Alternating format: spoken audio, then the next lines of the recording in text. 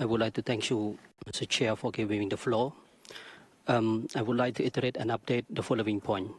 Before the achievement full pace national unity, territorial integrity through the win-win policy of Samdech Akam Hassan Abedi Junsan, Cambodia used to be a war-torn, economically sanctions and isolated country, known as a killing field.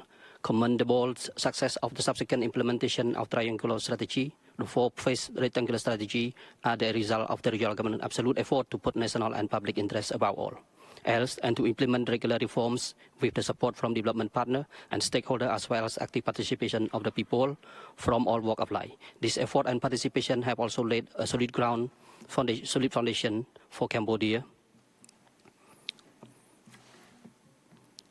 to firmly maintain peace, political stability, strengthen its ownership over the nation's destiny, and promote the prosperity of people to this day. Cambodian firmly safeguarded sovereignty, social order, securities, social safety, and political stability by firming adherence to principle of rule of law and liberal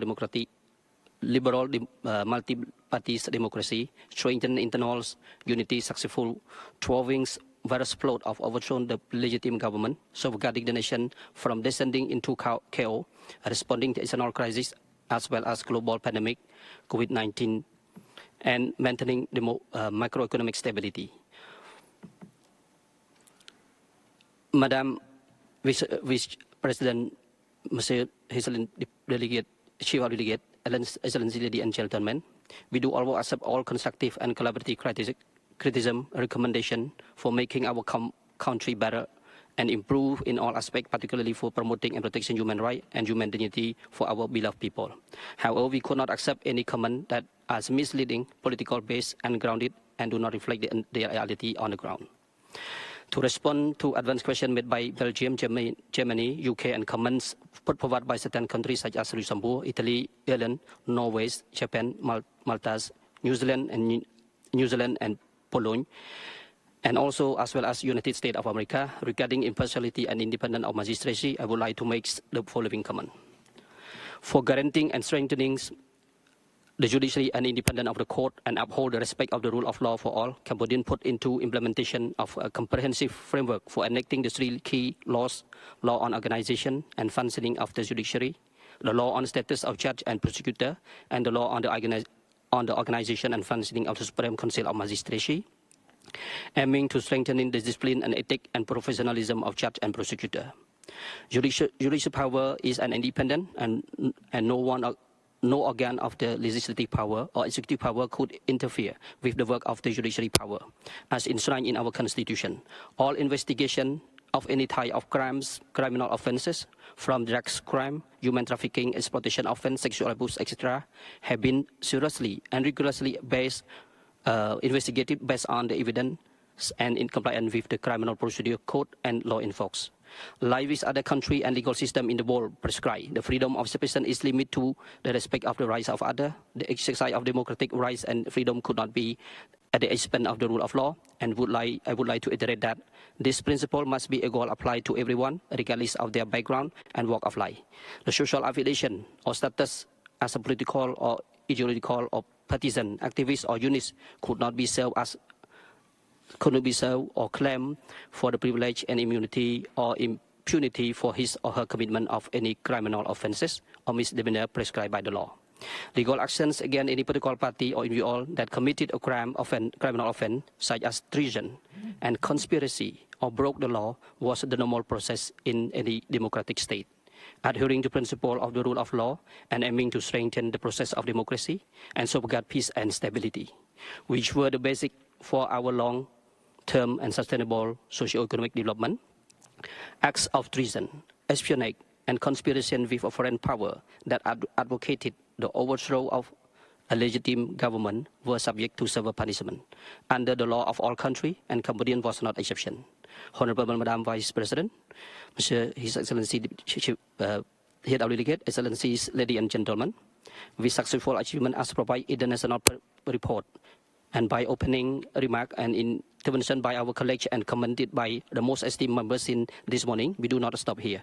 We have to overcome new challenge in challenge of modus operandi of the crime commission by extreme group and of transnational crime due to development of technology.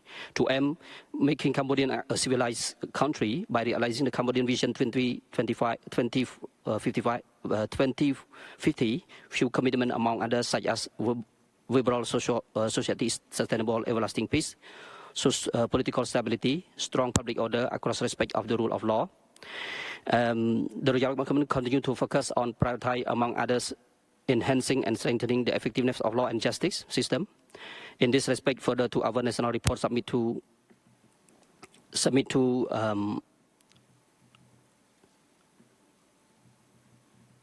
the Human Rights Councils. I would like to highlight a bit on some important further progress of legal and judicial reform, particularly in the new mandate of the government in four main areas. Development alternative dispute resolution. Now we have a new body in competent existing dispute resolution mechanism in the country, aiming to promote the quality, effectiveness, and sweetness of dispute resolution through out-of-court mediation for the purpose of reducing backlog of the case in the court, drawing dispute resolution service closer to the people and local level, and ensuring harmonization and justice in history. The nationality has been begun to accept and address the complaint from March 1 to 2024. Second, improvement court system. The Ministry of Justice has been launched two important campaigns simultaneously. The first campaign is for the promotion and expedition of the dispute resolution court, and the second one is a campaign for the investigation and resolution of irregularity in the court. The investigation and resolution of irregularity in the court, which aim to finding justice for the people, and as well as promoting transparency, integrity, and fairness in enforcement of law and executive court of proceeding and decision. The third, legal and judicial reform. A new steering committee for judicial reform has been restructured in order to serve as a mechanism to guide, to mediate and promote the implementation of justice system. Reform ties us in according for the Royal Government political program. In addition to the strategy plan, for 10 years, we in draft 5 strategic objective, promoting the quality, effectiveness of law and justice, promoting the quality of effectiveness of judicial system, promoting the effectiveness of alternative dispute resolution mechanism, promoting the legal aid and legal services, and promote the capacity human capital development in justice sector. The fourth, improving legal framework pertaining to justice sector. There are several laws in finalizing. These include the law on notary, draft law on belief, draft law on the court clerk, draft law on commercial court, draft law on labor court, and so on. The working group for studying and reviewing the four-man law for justice sector was established to improve effectiveness and the quality of the law to ensure the consistency, legal harmonization, development of the digitalization, and new development of the society. The four-man law are criminal code, criminal procedure code, civil code, and civil procedure. To conclude, I would like to thank and wish you all the best. Thank you.